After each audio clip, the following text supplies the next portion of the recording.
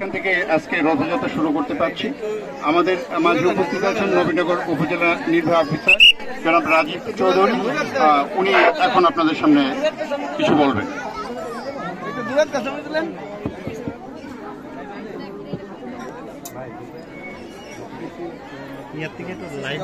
এবং এখানে আসার পরে আমি এখানে দেখেছি সকল ধর্মের বর্ণন মানুষেরা এখানে সম্প্রীতির সাথে বসবাস করছে এবং আমরা এখানে সনাতন ধর্মাবলম্বীরা যারা আছি তারা কিন্তু অত্যন্ত শান্তিতে আমরা বসবাস করছি। তো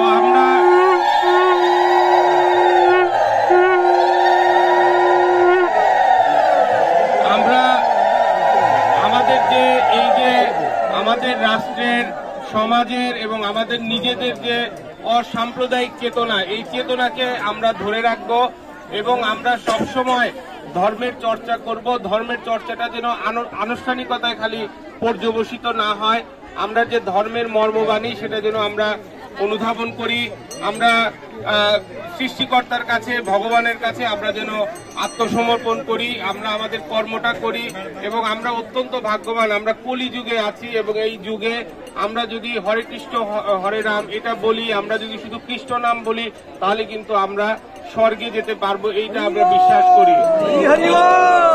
তো আমরা একটি জিনিস আবারও বলতে চাই যে আমাদের যে এই যে আনুষ্ঠানিকতা, এটা যাতে শুধুমাত্র আমরা ধর্মীয় চর্চা আনুষ্ঠানিকতা এটার মধ্যে আমরা যেন নিজেদেরকে সীমাবদ্ধ না করি, আমরা ধর্ম চর্চা করি এবং জীবে প্রেম, আমরা যেন সকল ধর্মের মানুষের সকল জীবের প্রতি আমাদের প্রেম থাকে, ভালোবাসা থাকে, দয়া থাকে, আমাদের জগতের সকল প্রাণী সুখী হোক এই কামনা জানিয়ে আজকের শ্রী শ্রী জগন্নাথ দেবের যে রথযাত্রা মহোৎসব, এই উৎসবের আমি শুভ উদ্বোধন ঘোষণা করছি।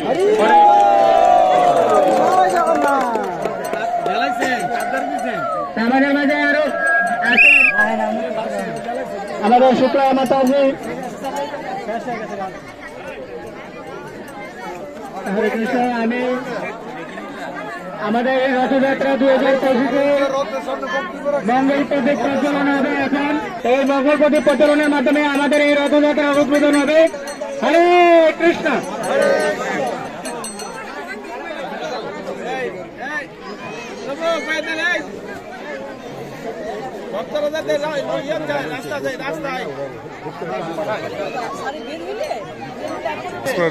বলুন, আজকে রথযাত্রা উপলক্ষে আপনার অনুভূতি? জগতের সকল মানুষের মিলন মেলা জন্য সকল জাতি ধর্ম বর্ণ নির্বিশেষে সকলকে যেন ভগবানের এই রথে স্পর্শ করে তারা পুণ্য অর্জন করতে পারে, সেজন্য এই দিনে পুরীধাম থেকে সুভদ্রা বলরাম এবং শ্রীকৃষ্ণ রথ নিয়ে বের হন এবং সকলকে দর্শন দেন।